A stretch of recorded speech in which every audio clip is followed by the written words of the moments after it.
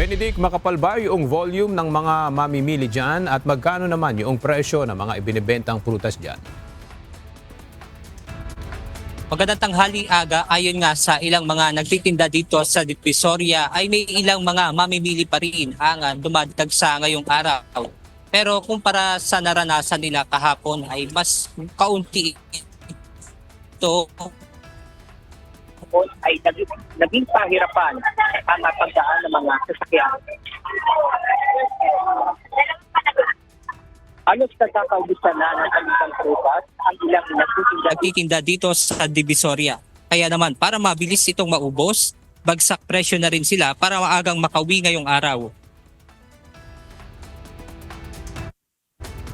Ang presyo naman po medyo bumaba na. Hindi ka mukha kahapon. Talagang kalahati na lang presyo. At saka konti na lang yung bibili talaga. Yung mga taga rito na lang. Ang melon na dating 55 to 60 pesos per kilo, ngayon ay mabibili na lang ng 20 pesos kada kilo.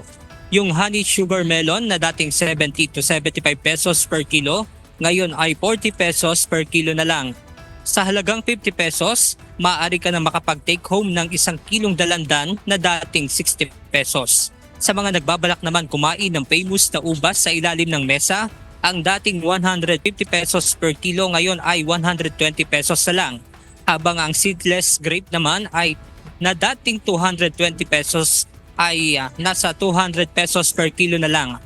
Isa pa sa hindi mawawala kapag may handaan ang chiko na dating 120 pesos, ngayon ay 100 pesos na lang ang kada kilo.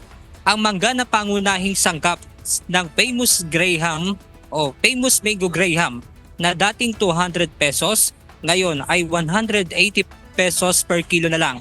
Ang longgan na dating 250 pesos, ngayon ay 200 pesos na lang ang kada kilo. Wala namang naging pagbabago sa presyo ng saging na 60 pesos. Habang ang kiat-kiat na dating 75 pesos ay nasa 80 pesos na ang kada kilo. Samantala ang mga prutas na nabibili kada piraso tulad ng pakwan na mabibili na lang ng 50 pesos ang maliit at 100 piso ang malaki. Ang orange, peras at lemon ay mabibili ng 20 pesos ang kada piraso. Wala namang naging pagbabago sa presyo ng mansanas at kiwi na mabibili ng 100 piso ang 3 piraso. Ang mga mamimili tulad nila Tatay Guillermo 5 at ay piniling mamili ngayong araw upang hindi maipit sa bulto ng mga mamimili kahapon.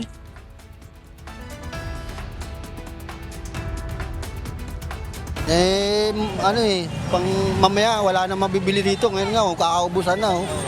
Mura nga eh. 4, 100. Malaking bagay naman para kay Nanay Jessica Salientes ang natipid dahil sa bumabang presyo ng prutas. Malaking tulong po yun kasi kung yung nakipagsabayan ka kahapon, yung bentahan nila ay mahal. Ngayon talagang pinapaubos nila, binabaan nila yung presyo. Kaya malaking tulong sa akin sa budget ko. Aga para naman sa mga hahabol pang mamimili ay pinapayuhan na magbaon ng mahabang pasensya dahil nga sa medyo makapal pa rin naman ang dumadagsang mamimili dito. Pero hindi nga yan tulad ng mga nakarang araw na pahirapan yung mga sasakyan. At kanina may mga napansin din tayong mga nag-iikot na tauhan ng Philippine National Police para masiguro yung kaligtasan at seguridad dito sa Divisoria. At yan muna ang ating update mula rito sa Divisoria. Balik sa inyo dyan, Aga. Maraming salamat, Benedict Samson.